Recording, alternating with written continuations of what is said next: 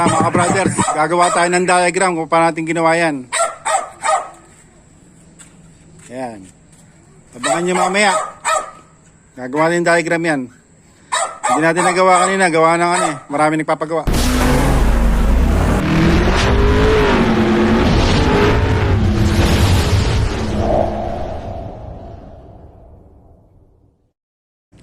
Welcome sa aking channel, Mariano Brothers Moto TV. Ang ating topic ngayon kung paano gumawa ng wiring diagram o pagkoconnect ng wire sa ating rapid backfire. Ayan, ituturo ko sa inyo yan mga brothers. Ngayon, ito kung mapapansin nyo, meron ditong relay. Ito po ay relay interrupter. Isa po ito sa ginagamit para magkaroon ng backfire ang ating motor. Pero itong relay na to mga brothers, itong relay interrupter, ginagamit po ito sa busina. Meron siyang 4 na wire. Itong isa, red tsaka black. Ito po ay positive, 12 volts at saka itong negative. Pag nilagyan nyo po ito sa battery, may lalabas na power dito sa tapat ng kulay red na 12 volts. May magkakaroon po siya ng power, pero putol-putol siya mga brothers. At ito, negative po ito. Ayan. Ngayon, tetestingin natin ito kung paano pagtetest. Papakita ko sa inyo. Kukuha tayo ng battery. Ayan. Pag ito po iniligay nyo sa positive at saka ito sa negative, tutunog po itong relay nyo. Itong relay interrupter. Ayan.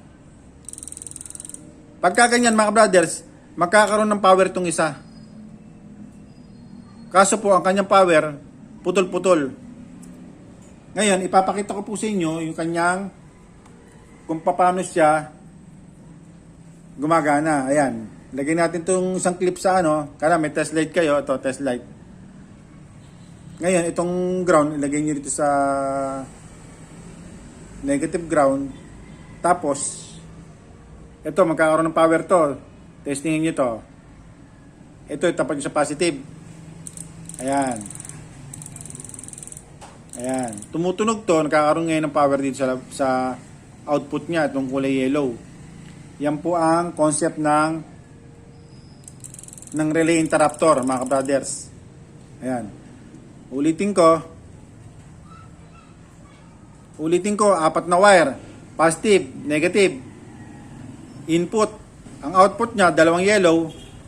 Ito, positive, at saka ito, negative. Ito, nagkakaroon siya ng power, kaso putol-putol. Ito po, ay gagamitin natin ngayon sa rapid backfire. Yan mga brothers. Ngayon, bukod dito, meron pa pong isang pwedeng paggamitin. Itong ating relay. Ito po, ginagamit sa busina to. Ayan, yung horn relay. Meron siyang 4 na pin. Kung mapapansin nyo, ayan, 4 na pin yan. Ngayon, yung 4 na pin na yan, isang 30, 80, 86, 85, tsaka 87. Itong 85 at saka 86, ito po, pag pinasukan ng positive at saka negative to, kahit po magkabaliktaran, kung anong ipapasok nyo rito na negative o positive, yun po ang ilalabas niya rito. Ito po dalawang itong 85 at saka 86, ito po ay trigger lang mga brothers, kahit po magkabaliktaran. Halimbawa, meron kayong pinasok itong positive at saka negative na 12 volts. Kung ano yung lalagay nyo rito, o kaya ground yung lalagay nyo rito, ground din nalalabas dyan. Buong buo niya may tatawid. Kung positive ang ilalagay nyo rito na 12 volts din po lalabas dyan. Ito lang po ang nagbibigay sa kanya ng signal para maitawid niya yung kanyang pwedeng itawid na manggagaling dito. Ito po ang concept ng ating relay. Itong ating horn relay mga brothers. Ito po, pwede rin pong gamitin ito ng rapid backfire mga brothers. Isa po ito sa pwedeng paggamitan. Ngayon, ito pa pong isa, meron pa pong pwedeng paggamitan. Ngayon, ito pong isa pa mga brothers, itong ating hollow switch. Ito pong hollow switch, meron po siyang 5 wire. Kung mapapansin nyo, 5 wire. Ito po yung socket. Meron siyang 5 pin sa loob. Ito yung 5 pin niya. Yung sa ibabaw, yung common, sa gitna, yung NO, sa dulo, itong nasa ibaba, NC, at saka itong kabila, positive, negative, kabilaan. Ngayon, pag iniligay nyo itong inyong socket, ayan, meron siyang 5 wire. Itong 5 wire na to, huwag nyo titna ng color coding ng wire kasi meron pong isang ibang mga hollow switch, iba po ang kulay ng wire. Ngayon, ganito yan mga brothers. Ito pong yellow, ito po yung common. Yung nasa gitna, yung NO, yung normally open. Itong sa dulo, itong normally closed. Pagka naka-standby pong ganyan yan, kung ano po yung pinasok na wire, kung ano po pinasok nyo ito, kung ito yung ground, meron din pong ground ng dulo. Itong normally closed. Pagka positive ang pinasok nyo dito, meron din pong nakalagay dito na positive. Ngayon, pag inon nyo po siya, nakalubog siyang kanon, lilipat po yung kanyang voltahe. Kung pinasok nyo dito ay positive, lilipat po sa gitna. Kung pinasok nyo dito ay ground, lilipat po sa gitna, green. Yung kanyang ground. Ayan. Yan po yung kanyang trabaho, mga ka-brothers. Ayan, ulitin ko. Ito yung common. Ito yung normally open, ito yung normally closed, ito yung ground, ito yung positive. Kung ipinasok nyo dito positive ang sa dulo. Pero pag inon yung ganito, kung positive ay pinasok nyo, lilipat sa gitna. Baliktaran na po yung mga brothers, tawiran. Pagka naka-on, nasa gitna. Pag naka-off, nasa dulo. Ayan po. Yan po ang kanyang concept mga brothers, itong ating hollow switch. Ngayon, ito po, isa sa pwedeng gamitin sa ating paggawa ng rapid backfire. Ayan. Ngayon, mamaya gagawa po tayo ng diagram. Papakita ko po sa inyo. Ngayon, ito pong isa pa na pwedeng natin gamitin sa rapid backfire, itong ating relay, flasher relay, yung pong may adjuster, yung may adjustan mga ka-brothers. Ito, walang adjustan to pero yung gagamitin yung relay, yung meron pong adjustan dito. Pag ipinasok nyo dito yung power, lalabas dito, i-adjust nyo lang po rito, bibilis siya. Yan po, yung flasher relay na may adjustan, ulitin ko. Yung flasher relay na may adjustan, pwede rin po yun gamitin sa rapid backfire. Ayan. Ayan. Ngayon, pagkatapos nito mga brothers, gagawa tayo ng diagram para po sa rapid backfire. Ayan. Yan, simulan na po natin mga brothers, yung ating tutorial tungkol dito sa diagram naman mga brothers. Itong ating diagram ng rapid backfire. Tatlo po yung ginawa ko. Yung isa, yung hollow switch na with relay interrupter.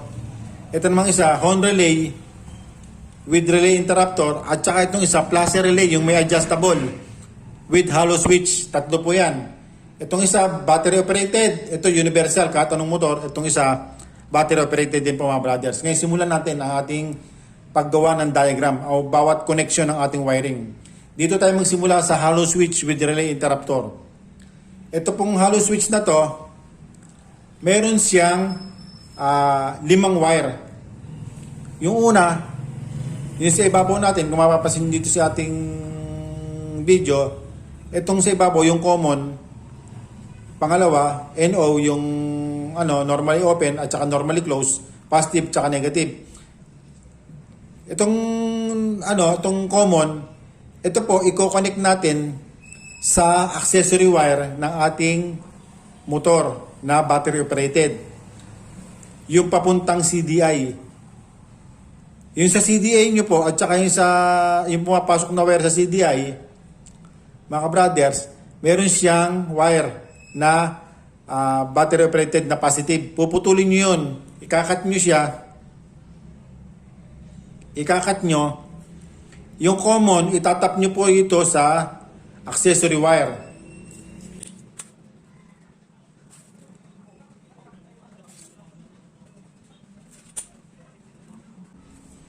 Ayan, dyan nyo po itatap. Ngayon, yung kabila, yung NC, automatic po kasi yan pag hindi naka-on, gaya na sinabi ko kanina, pag hindi yung naka-on o katudto, ganyan. Pag hindi yung naka-on, din naka-steady lang na ganyan, pag hindi yung naka-on na ganon, ang kuryente niya nasa NC, yung normally close. Itatap nyo po yun sa CDI.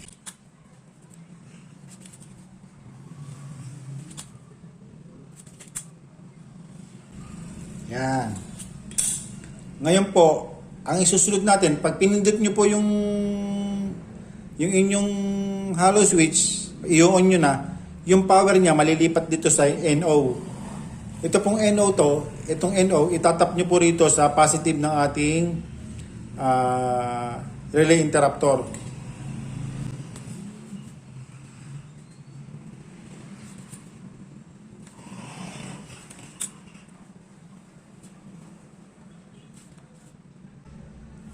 Yan po mga brothers. Yan po ang connection niyan. Ngayon, ito pong itong negative ng ating hollow switch, i-connect po natin yan sa ground.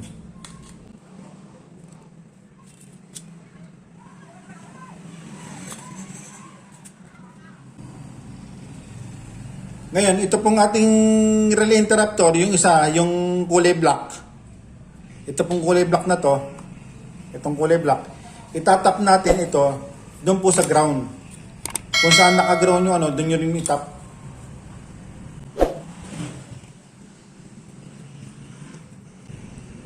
Tapos ito pong itong sa ibaba, yung sa relay interruptor, i-connect nyo rin po yan sa ground.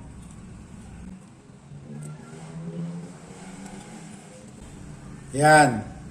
Ngayon, pagka inon nyo po itong hollow switch, mga ka-brothers, inon nyo, lilipat nyo yung connection niya rito, yung power niya.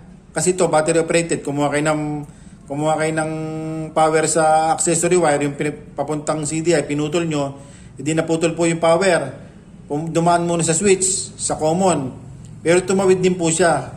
Kasi automatic naman siya, may power eh. Kung sa CD, kapag pinander nyo, tatakbo siya. Ngayon, pag inon nyo ngayon, lilipat ngayon yung power niya sa normally open.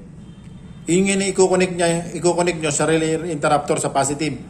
Ngayon, lalabas po siya rito sa yellow na positive.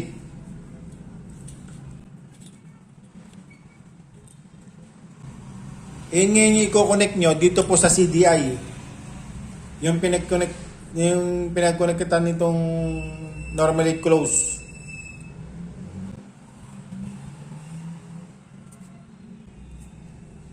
Ayan mga brothers. Yan. Yan po ang wiring diagram nitong ating hollow switch with relay interruptor.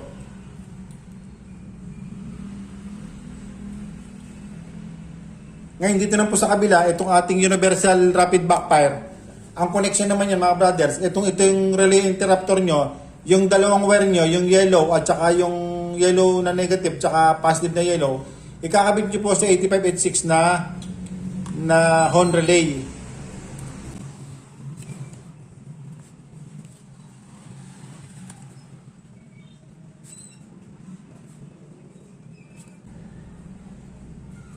Yan po yung magbibigay ng signal. Ngayon, ito pong red ng relay interruptor, ikakabit nyo po sa on-off switch. Ayan, sa on-off switch, kakabit nyo po. Tapos yung on-off switch nyo, nakakonect sa accessory wire na positive na 12 volts. Ayan po. Ngayon, magkakaroon siya ng power dito. Mag-i-interrupt ngayon siya rito. Papasok ngayon dito sa 8586 na Hon relay. Ngayon, ito pong 30 nyo, i-connect nyo po ito sa body ground. Tapos itong inyong black na relay interruptor, i-connect nyo po ito sa ground.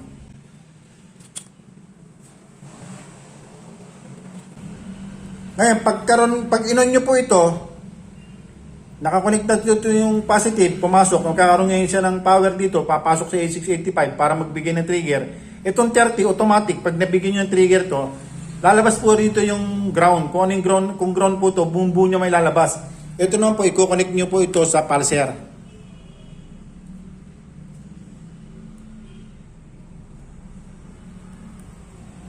Ayan, sa pulser nyo po i-connect yan. Kung ang motor nyo yung Rusi CG150, ayan, Rusi 150, Rusi 125, Suzuki, ang kulay po ng inyong pulser ay green-white. Ayan mga brothers, green-white po. Kung kayo naman po Kawasaki ang motor nyo, blue-yellow. Kung Yamaha naman, white and red. At kung Honda, blue na may stripe na yellow. Yan po ang kulay ng pulser na dapat i-connect mga brothers. Ngayon, dito naman tayo sa kabila, sa rapid backfire, hollow switch with plus relay. Ang connection naman ito mga brothers, itong hollow switch, itong ground ng nating hollow switch, ibabody ground nyo na to. O kaya sa wire. Kung meron kayong wire na may ground, i-connect nyo na po sa ano yun, sa wire na ground. Ngayon, ito pong positive, mga brothers, at saka po itong common, pagsasamahin nyo yan, i-connect nyo po dito sa accessory wire na papuntang CDI.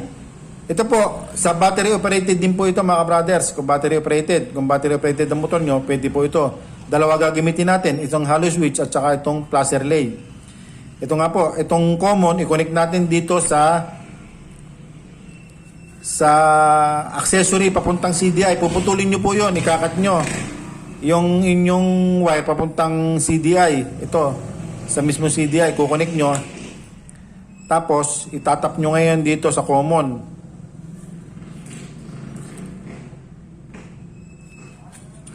Yan po, mga brothers. Ngayon, itong normally close na to, i-connect nyo sa CDI.